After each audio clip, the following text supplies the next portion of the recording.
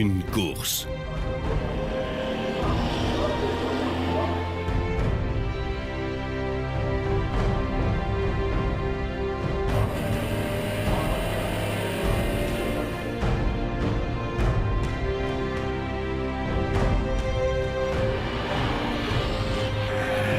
Une heure.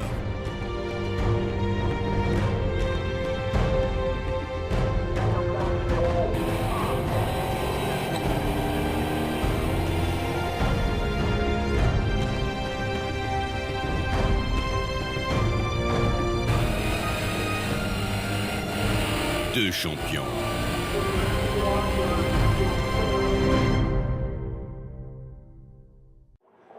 Bonjour à vous qui nous rejoignez. Cette course endurance dont nous vous proposons les temps forts est la dernière de la saison d'Euro Race Car NASCAR Touring Series. Villarino dispose d'une avance de 40 points sur Thiévin, mais il s'élancera depuis la 8e place, tandis que son rival occupe la première ligne, aux côtés de Gaël Castelli. Romain Iannetta partage la 2e ligne avec Javier Villa.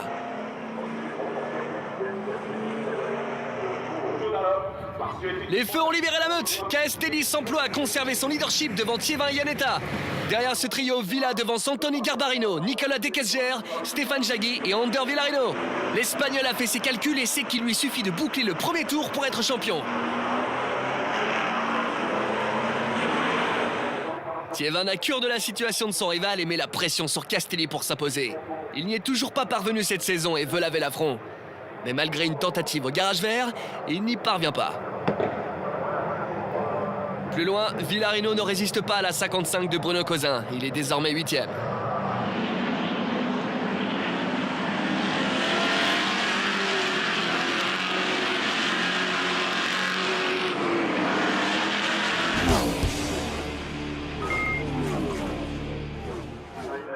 Les positions ont peu évolué.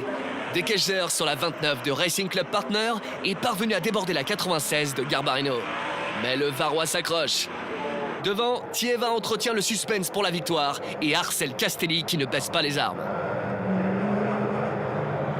Iannetta, pour sa part, contient Villa aux portes du top 3. C'est maintenant au tour de Willy Boussena de se défaire de Villarino. Un peu plus loin, Stéphane Romecki, Antoine Lehen et Nathalie Maillet sont en pleine explication.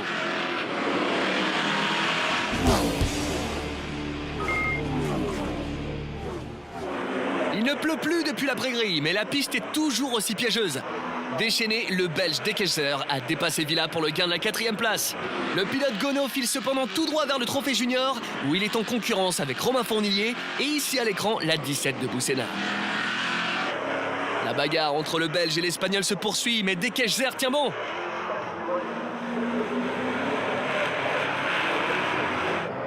Derrière, la passe d'armes entre Romecki et Maillet se poursuit. Et ils ont été rejoints par la 44 de Freddy Nordstrom.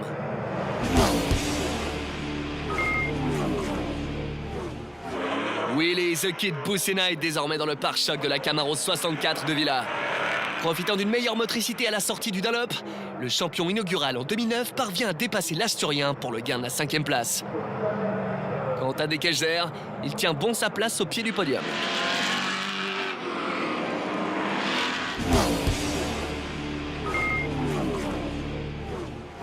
Dernier tour du segment élite de cette endurance d'une heure. Premier au premier virage, c'est également le classement de Gaël Castelli à l'issue des 28 minutes de course. Le parcours du pilote rapido n'a cependant pas été une promenade de santé, car il a constamment vu dans ses rétros le capot de la Challenger de Romain Thiévin, doublement victorieux au point ce week-end. Comme lors du sprint, Romain Iannetta complète le podium.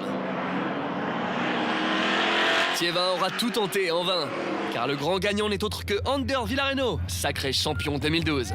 C'est un grand honneur de gagner avec, devant un pilote comme Romain, très bon, très régulier et aussi très sportif, comme on a été pendant toute l'année entre les deux. Aujourd'hui, je voulais absolument finir, avoir aucun problème. Je écoutais tout, je regardais toutes les températures. Finalement, on est champion de l'Euro Race Car NASCAR Touring Series 2012. On va à Daytona. Rappelons en effet que le champion disputera le Battle at the Beach en Floride en février.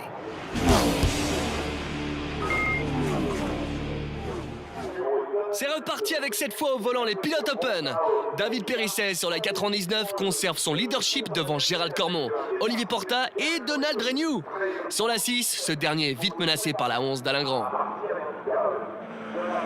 D'ordinaire virulent, le peloton parcourt ce premier tour sans le moindre incident, malgré une proximité propre aux courses de stock car.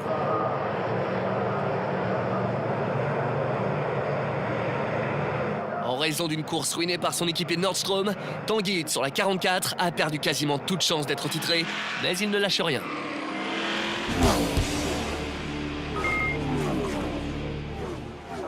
Premier leader, David Périsset cède ici la 3e place à Alain Grand.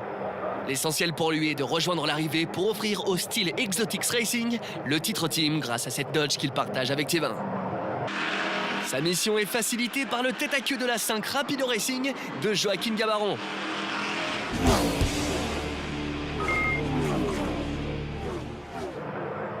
Désormais, le mieux placé pour le titre, Simon Escalier est revenu 3e et contient Vincent Gonneau et Alain Grand. Installé à la 2e place, Gérald Cormon devient alors une proie que la 19 de Scorpus va tenter de croquer. Et en dépit de la résistance du pilote Ores, Escalier trouve l'ouverture afin de partir à la chasse d'Olivier Porta.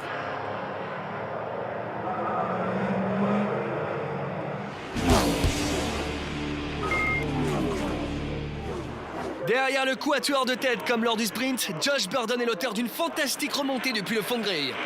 Il met la pression sur Gonneau et parviendra à arracher le top 3 en dépit d'une opposition musclée du meilleur performeur de la saison.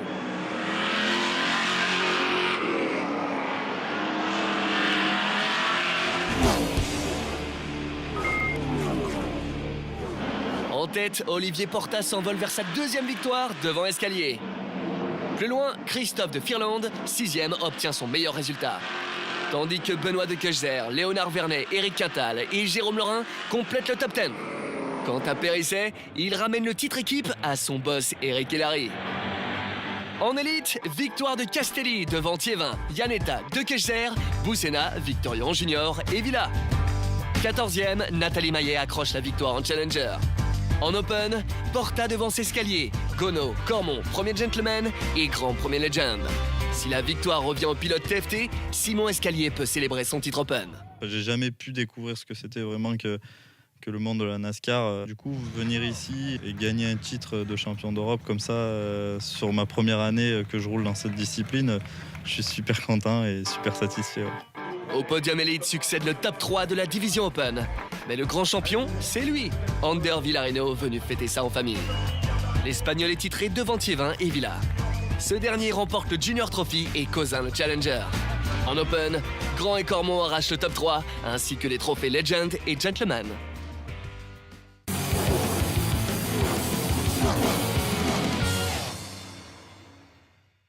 Spectacle, bagarre, convivialité, des valeurs propres à la NASCAR, inculquées par Jérôme et Anne Galpin lorsqu'ils ont créé l'Eurorec-Car.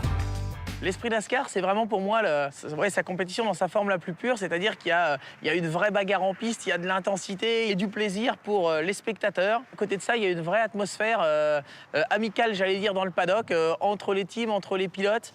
Ça rigole, ça plaisante, on s'entraide également. Et voilà, c'est ça pour moi l'esprit NASCAR, c'est déjà beaucoup de fun. Et la bagarre qui se passe sur la piste et pas dans les paddocks. Aux États-Unis, grâce à cet esprit, la NASCAR cartonne et rassemble chaque semaine des millions de fans. C'est le spectacle, c'est les grosses autos spectaculaires, il y a un peu de glisse, ça se frotte un peu les portes, on a des grosses personnalités dans le paddock aussi. Donc on retrouve cet esprit, et surtout l'esprit qui est hyper cher à la NASCAR quand on connaît un petit peu là-bas aux États-Unis, que les Galpins ont réussi à ramener ici. Ce qui est extraordinaire, c'est l'aspect familial. C'est convivial, c'est chaleureux, et en même temps c'est compétitif. Entre les écuries, il y a toujours un très bon relationnel, même entre les pilotes. Chacun a sa façon de travailler. Il y a que toutes les équipes, on s'entend bien, l'entente est bonne, donc tout se passe bien. Même au niveau des pilotes, les relations, c'est agréable. Ouais. Et c'est du partage, c'est une bonne ambiance de paddock, quoi. Fun par rapport à la voiture, à l'esprit. Convivial par rapport à l'ambiance. Puis le troisième, je sais pas, du spectacle. Passionnés des États-Unis, Anne et Jérôme Galpin ont souhaité s'inspirer du sport auto le plus populaire là-bas pour lancer en 2009, avec le soutien de la FFSA, les Race Car Series. Dès 2010, le championnat s'est exporté à l'international en se produisant sur le Nürburgring en Allemagne. Puis s'est révélé lors de la Race of Champions en 2010 et 2011 en faisant rouler des pilotes du calibre de Michael Schumacher, prouvant également l'agilité de l'auto sur tout type de circuit, du plus tortueux au plus rapide.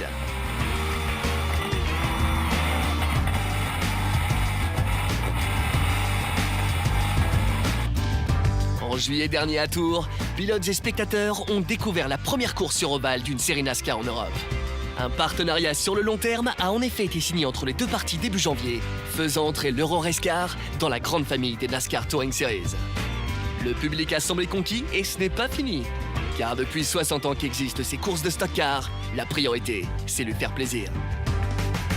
On trouve que c'est vraiment une ambiance très, très chaleureuse, très, très particulière. Cet esprit de convivialité où on voit que les pilotes sont près de leur public et j'ai vraiment l'impression qu'on en retrouve ici cet même esprit. Ouais. Les voitures sont très belles. Je découvre en fait. C'est vraiment bien parce que ça nous permet de voir un peu comment ça se passe au niveau de la préparation des véhicules. Ça conserve le mythe américain entre guillemets. C'est vraiment convivial et puis les pilotes sont super bons. Ce qui m'a particulièrement plu, c'est la gentillesse des pilotes. C'est super ouvert, on rencontre les pilotes, on peut parler avec les pilotes, on voit les voitures, on voit les mécaniciens travailler et puis ça se bataille sur la piste donc c'est quand même sympa. NASCAR apporte toute son expertise pour que l'Euro-Race-Car devienne une série majeure en Europe. Avec NASCAR, c'est une histoire maintenant qui date de quelques années. On a appris à se connaître, on a appris à travailler ensemble. Il y a une façon de travailler où on avance tous ensemble pour arriver à un résultat et pour mettre sur la piste un grand show où le public et les fans et les pilotes vont prendre beaucoup de plaisir. Alors on est main dans la main avec NASCAR, avec nos teams, avec nos pilotes.